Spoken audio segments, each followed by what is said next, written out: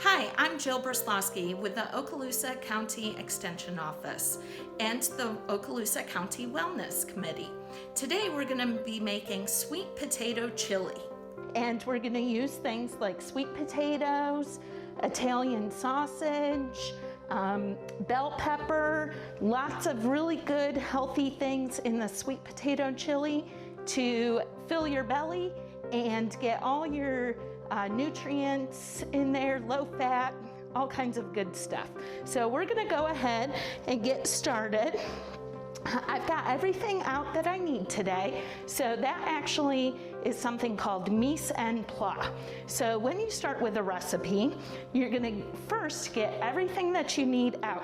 So I've got my sweet potatoes, onion, all of my spices here, including oregano, chili powder, garlic powder, and cayenne. Got my measured tomato paste, my Italian sausage, garlic, and even my diced tomatoes and chicken broth. So we're gonna use all of these ingredients today and make that really nice. It's been cold this week. We're gonna make a nice warm pot of chili for us to eat. Today we're gonna get started. We've got a large pot over on the oven. We're gonna first heat our oil, add onion, bell pepper, and cook that until it's nice and soft. But first we're gonna have to prepare our bell pepper and onion. Okay, so we're gonna go ahead and get started with that. The recipe says that we're gonna chop this bell pepper and that we're also going to chop the medium onion. So now if you don't like onion or just don't like a lot of onion, feel free to cut back on how much you use in this recipe. Okay, so we'll go ahead and get started. I'm gonna start with my bell pepper. And the first thing I'm gonna do is, you can do this a few different ways. I'll get my larger knife here. And I'm just going to cut this right down the middle. Okay, here you see that we have seeds in here and kind of this white part here that we really don't want to eat. So I'm just gonna cut this a little bit smaller, and we'll go ahead, take a small paring knife, and we'll go ahead and cut this kind of rind off. Okay.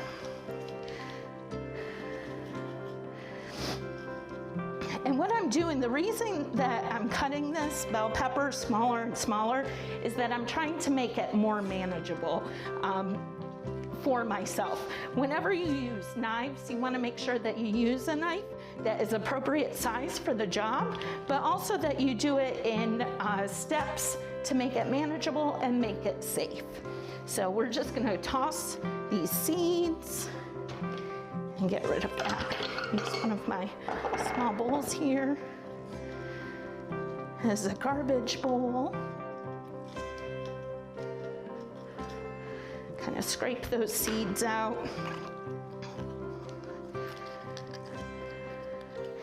Into there.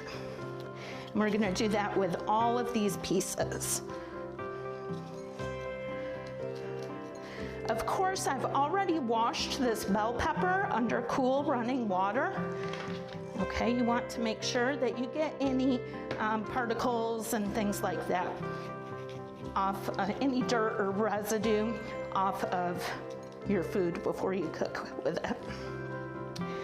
Now, one thing that I've found folks have been concerned about is as far as picking fresh produce and going shopping or going to farmers markets is the fear of COVID.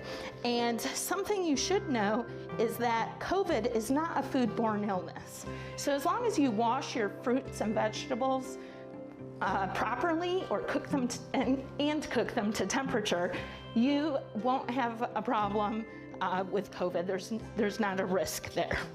Now, we do need to remember, it might sound funny to some, but you never want to wash these with detergent or any kind of chemicals. Just cool running water works perfect. So I'm gonna go ahead and chop these up, and notice that while I'm doing this, I'm making a rocking motion with my knife. I'm curling my fingers and moving my knife slowly. This knife is not coming up off of the cutting board. And the reason for that is if I was, trying to pretend to be an excellent, very skilled chef here and chopping, that I would be in danger of cutting off a finger or two. We don't want that. So curling your fingers under is a good way to keep your fingertips, okay? Good way to keep your fingertips away from that knife blade. And we're just gonna rock this knife back and forth, okay? We're gonna continue doing that until all of these are chopped.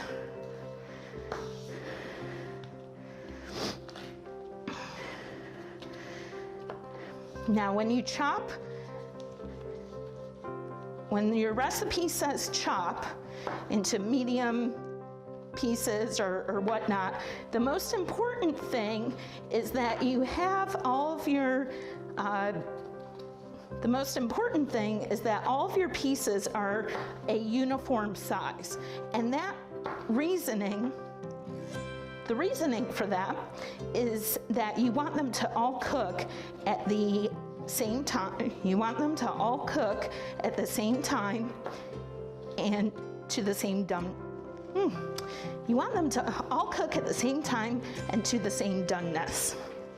And we've got a few people joining us. Of course, we're following CDC guidelines, and we have face masks on and are socially distanced. But we do have a few folks from the Wellness Committee here with us to ask a few questions. Do we have any questions out there?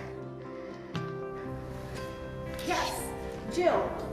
I'm looking at the recipe and I see that it calls for low sodium chicken broth. I don't have chicken broth at home. I do have some homemade vegetable broth, and I wondered if that is a good substitution.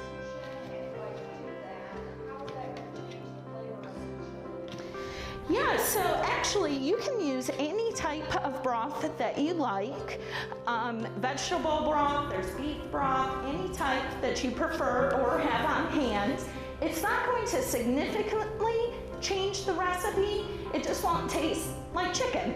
So, some people, a lot of times in recipes prefer vegetable broth. So it's nice because during cooking, as opposed to baking, you have a little bit more flexibility. So go ahead and use your vegetable broth. I have a friend who's doing some vegetarian cooking for a family member, and I was thinking too, if she just left out the Italian sausage and switched to vegetable broth, that would then be vegetarian. Absolutely, and actually there are options out there for vegetarian sausages, and today we've switched from traditional Italian sausage to a low-fat turkey option. So just trying to save some calories during this holiday season. In a crock pot or an Instapot? Absolutely. So a crock pot is actually called a slow cooker. It's a type of slow cooker, and this can go in one of those. You're just going to want to cook that at low heat and kind of keep an eye on it. It might take something like 4 to 6 hours to cook, but most recipes are easily adaptable. They do have a nice keep warm function on a lot of those pieces of equipment, so you can kind of set it and forget it. Great, thank you. I have a quick question. How can we allow the children to help us in the kitchen, get them involved in the meals? Yeah, so children are, this is actually a great recipe for children to help with in the kitchen. They can do lots of things like measuring the spices. They can help chopping if it's age appropriate and have enough adult supervision. One option that you can use is actually a kid's knife. So this is a nylon knife, and it's not going to cut through very hard things like squash or even these sweet potatoes, but it will do some chopping of this bell pepper. And that's a great job. This knife is going to cut through that bell pepper, but not through your child's skin. So really good, safe option. I think I've had some adults ask for these. Now adults, if you're nervous about using knives, one option that you have, or maybe you're just trying to get better, do some practicing, is to get safety gloves like this. These are not cut-proof gloves, but you can order these gloves and they will help to prevent the knife from cutting your hand. Okay. Any other questions? Yes, I work with people that like the vegetable garden, and a fortunate few, some that I've dealt with that had some tomatoes and wanted to know what to do with them, pick them before these freezes came in. They are fortunate to still have some fresh tomatoes. Now, could you use fresh tomatoes in place of the canned diced tomatoes? Yeah, absolutely. Fresh tomatoes are really, really delicious. There's nothing like them.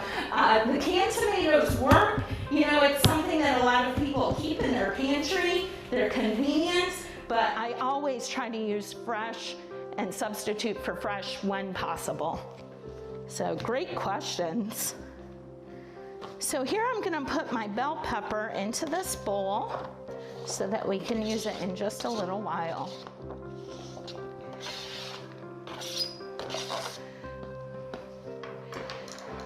Okay, so next we're gonna move on to our onion. We're going to take one medium onion and we're gonna chop it. Like I said, it's nice with cooking because in this instance, we don't have to use the whole onion, okay? As opposed to baking. So what I'm gonna do is chop off these ends here. Let me get a clean cutting board.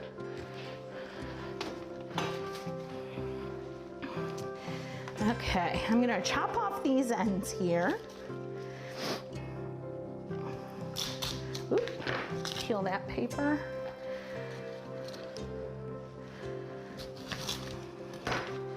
Okay, and we're just gonna peel the onion. We're just gonna peel the onion. We don't really wanna cut through this skin because we're not really able to wash it well. There may be different residue or even bacteria on there that when we're chopping, we don't want to bring through the onion. So when you chop, you're dragging that knife through your fruit or vegetable and dragging through anything that was on the outside. So we're gonna peel this off. Okay. And I can already smell the onion.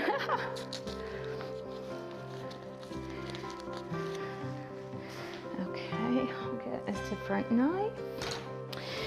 And we can go ahead and start chopping this. Now notice I've done a flat side here so I can either turn that onion on this side so that it won't roll around, or else I can even cut a piece off here and set it on its side so that it's nice and sturdy.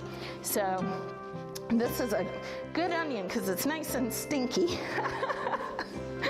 But I used to hear, and I don't know for sure, but I do know that folks used to put onions in the freezer to prior to cooking, maybe 20 minutes or so, not for hours and hours, to prevent that smell from, or to prevent their eyes from watering while,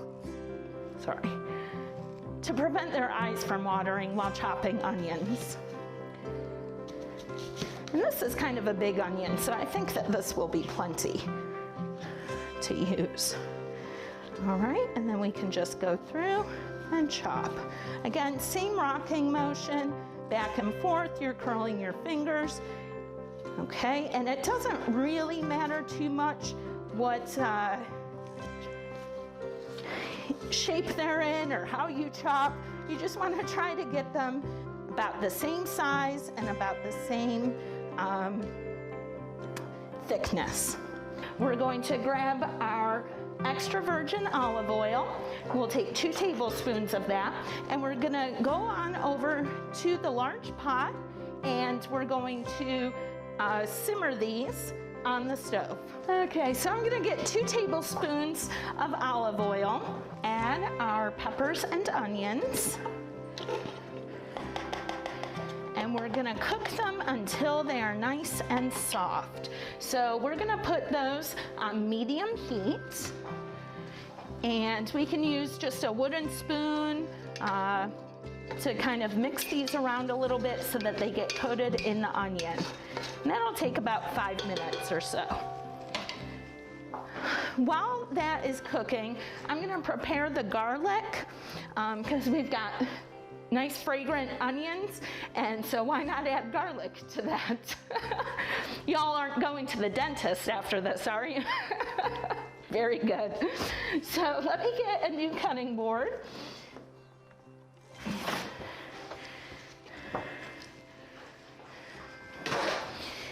And we'll prepare the garlic. Now this recipe calls for 3 cloves of garlic. Similar to the onion, we're gonna peel this garlic, okay, and we can just kind of throw that out. Now you can buy garlic already minced and in a jar, and that works just fine for a recipe like this. What you'll wanna do is read that jar and see how many teaspoons equals a clove of garlic. I think it's something like half a teaspoon is a clove. So in this case, if half a teaspoon equals a clove of garlic, you'll want to use a teaspoon and a half. So we'll pull this garlic back. Okay. Set the rest aside, and this is kind of where the fun part comes in. Okay, because this garlic has this kind of thicker layer, okay, over it to protect it. And what we need to do before we cut this up is we need to break that layer off. So I'm gonna take my larger knife here, and I'm gonna place it over the garlic and kind of smash it with my hand. Okay, and you can see that I've damaged that layer there, which is good. I want to do that, and it easily peels off to expose the garlic. We'll do that for each clove. Now they do sell other products that you can use if you're uncomfortable using a knife like this to peel the garlic. I've actually heard, I don't know if anybody else has, I've actually heard, I don't know if anybody else has, that you can put this into like a mason jar and shake it around, and it will help to peel it. So, okay, I'm just then gonna cut off these little ends. And to make life simpler, rather than mincing this, which is teeny tiny little pieces of garlic, rather than doing that by hand, I'm gonna use this garlic press. So I'm gonna take each clove of garlic, I'm gonna put it into this press, and I'll press down, and out will come the garlic into tiny little pieces. Already minced to add to your recipe.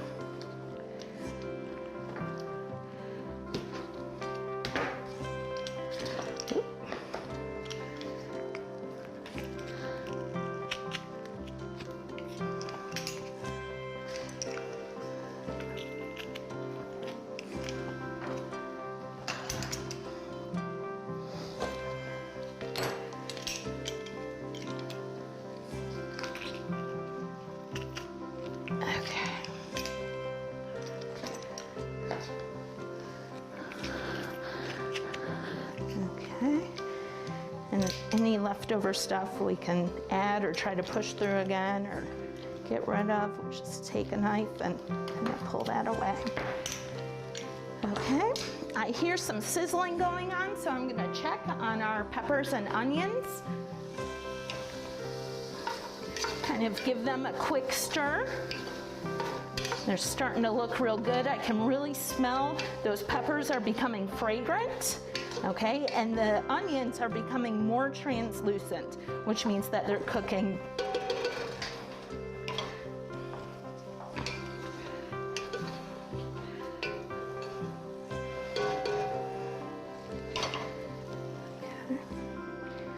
So the next step that we're gonna do, we're gonna take our garlic, we're gonna bring our tomato paste, and we're gonna bring it over to those peppers and onions, and we're gonna add this garlic. We're just gonna cook for about a minute till it becomes nice and fragrant. Like I said, onions and garlic, perfect for lunch. Especially since we're 6 foot apart, we won't, it's just fine to eat. You won't have to smell your coworker's breath all day. So we'll kind of mix that up. It's funny because if you add garlic too soon or cook that too hot, it can actually become sort of bitter. So you want to make sure that you add it and only really cook it for a short time. Okay, so we'll let that go for a few more seconds. And then we're going to add our tomato paste, which is pure tomato, and it's just kind of cooked and condensed until it's this nice thick paste. Okay, so we'll add our tomato paste, and it's only a tablespoon. It's think of it as being concentrated ketchup. So we're gonna add that, we're gonna stir it around just until it coats the rest of our ingredients. Okay, we start to see that coating on the peppers and on the onions where it's becoming a little bit orange looking, reddish orange. Okay.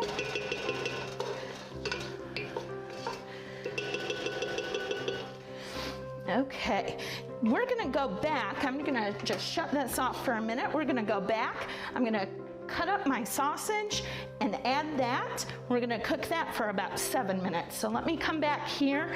I have got a new cutting board because we don't want to use the same cutting board for our fresh vegetables as we would for our meats. That can cause cross-contamination and increase the risk of foodborne illness. So I'll take my different sausages here, and I'm going to, the recipe does say that you'll break them up in the pan.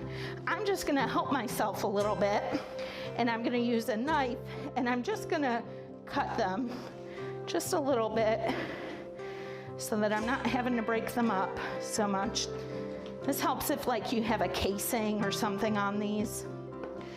Okay, you just cut through these. Okay, and then we can take them over and put them in the pan. I'll just,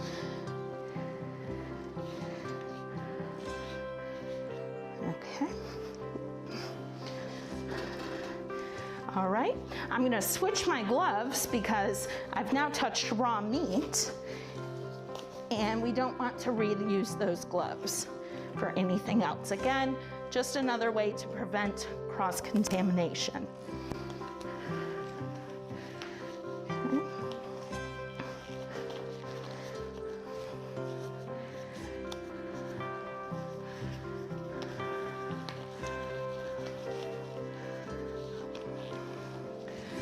Okay, with me I'm going to bring all of my spices, the chili powder, oregano, garlic powder, and cayenne.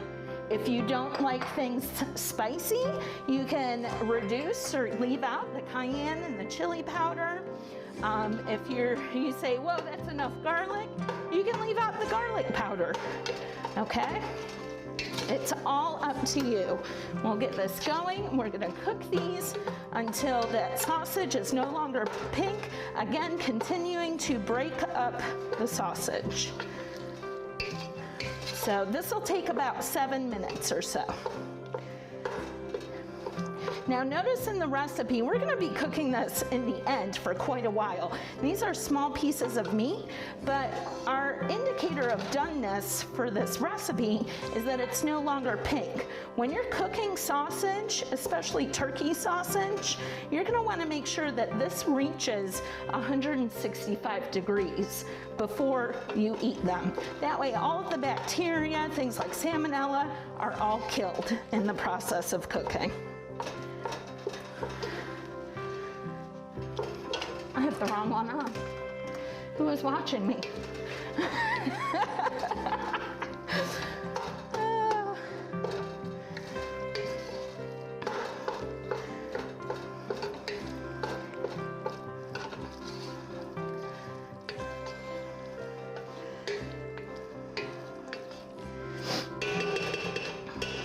Okay, I'm gonna leave that for a minute and come over. We're gonna nuke those suckers and then let them cool and chop them up and fill them in there. This could be a really quick one. You can use pre-cooked sausage instead of the A friend of mine, she cooks her sweet potatoes and then she'll freeze them and save them so that she can just warm them up real quick and have them ready to go. So she likes them that much that she wants to pre-cook them and freeze them. So, yeah. Absolutely, and because they are in season, they are a lot less expensive. So this is a body-friendly and wallet-friendly recipe right now. Even the bell peppers were on sale, so we're doing good. Now you can use something like yellow or red bell peppers if you like, but those generally cost a little bit more. And Larry, am I correct that green and yellow and red bell peppers are all the same? Pretty much. Pigment. And Same how does it? thing that happens in fall leaves and fall tree leaves, the color change you get. It's just. So do they require more care, Larry? So here I'm just skinning these sweet potatoes. I've already scrubbed them and washed them, so I'm just skinning them because today I don't want to include that in this recipe. I'm using a small paring knife. You can use a peeler if that works for you, or you feel more confident, feel free to use that peeler. It works the same. Some people who aren't very skilled at using a paring knife, the small kind of knife here, may find that they have a hard time only removing the peel and removing more flesh. So they're more comfortable using the peeler there.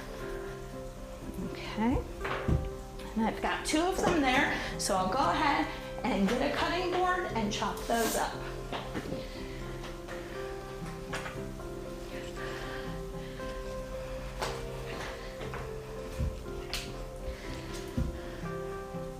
And I'll need, for this job, I use the small paring knife to peel, but I'm gonna want a larger knife to chop. So I'm gonna get one of those.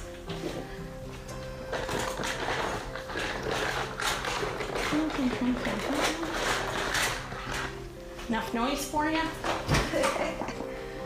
Let's see. What's this one here? All right. And so I'll chop these up. This is a terrible knife. Okay. Into uniform pieces.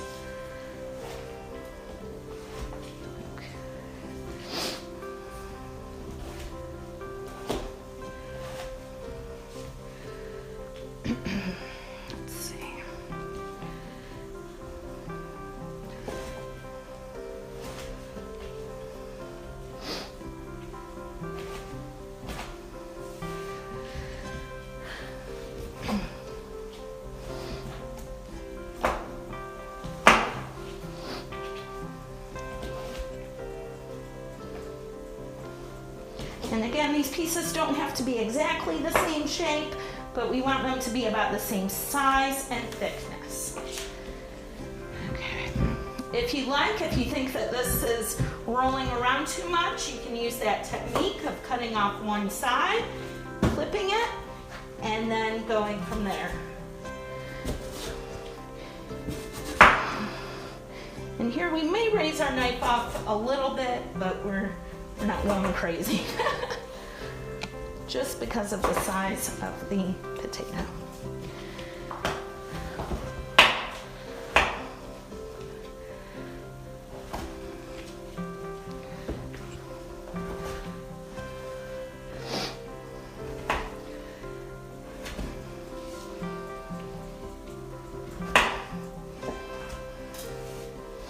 I'm gonna check on this real quick.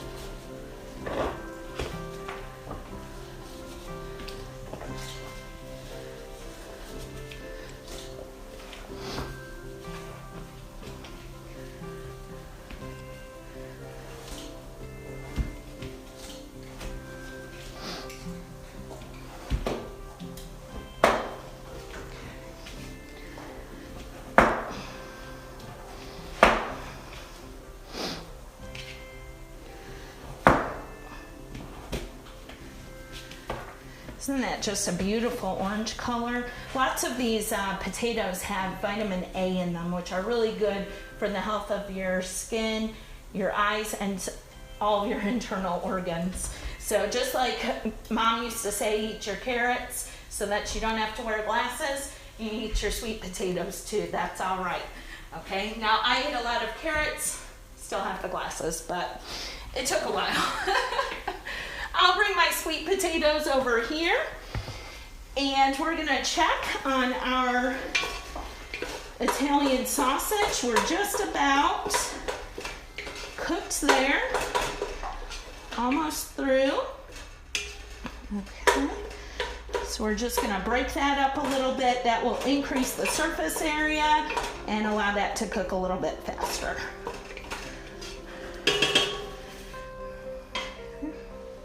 Can go ahead and add our chili powder right now.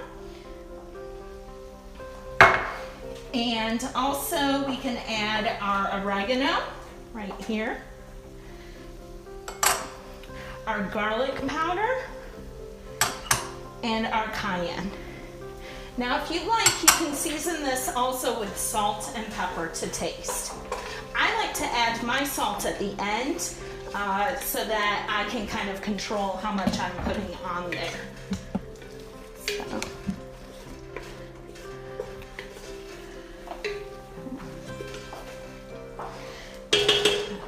Okay.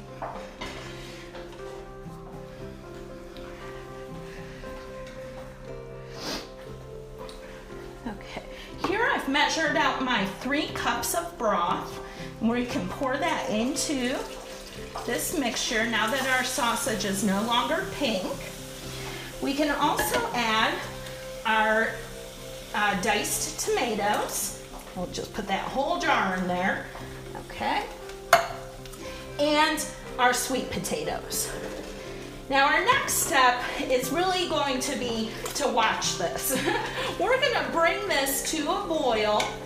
We'll reduce the heat, and then we're gonna let it simmer until those potatoes are tender. And we can check those with just a regular kitchen fork. So we can cover until they're, we'll cover them, we'll simmer until they're nice and tender. It'll take about 15 minutes, and then we'll be ready to serve.